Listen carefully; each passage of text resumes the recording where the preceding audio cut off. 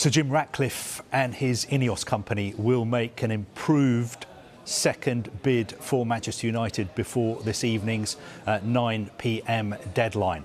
Now, I don't have the exact figure of what the bid is going to be. I'll try and find that out later this evening. Will it be a world record? I'm not being told that.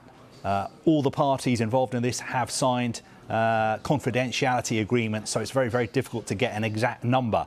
But I do know for, maybe not a fact, but I've got a pretty good idea that his first bid was around £4.5 billion. So my understanding is he's made an improved bid, so it's above £4.5 billion. The big question is it close enough to the £6 billion that the Glazers want?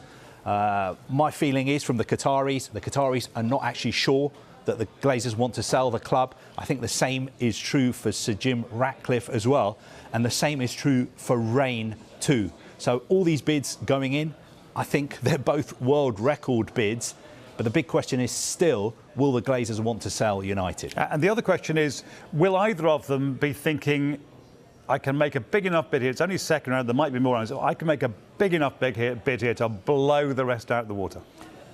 I think that is a consideration, but the figures we're talking about are so astronomical and they're so large that, I mean, you know, it doesn't make sense to go any higher, because if you look at Manchester United's share price, New York Stock Exchange, it's gone up again. I think over the past 5 days, it's gone up something like 15%.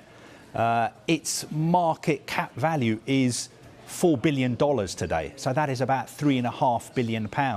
So these bids going in that are, we believe, close to £5 billion, you are overpaying already, and you still have to spend all the money on the stadium and the squad and the training ground and the land around the stadium that you have to redevelop.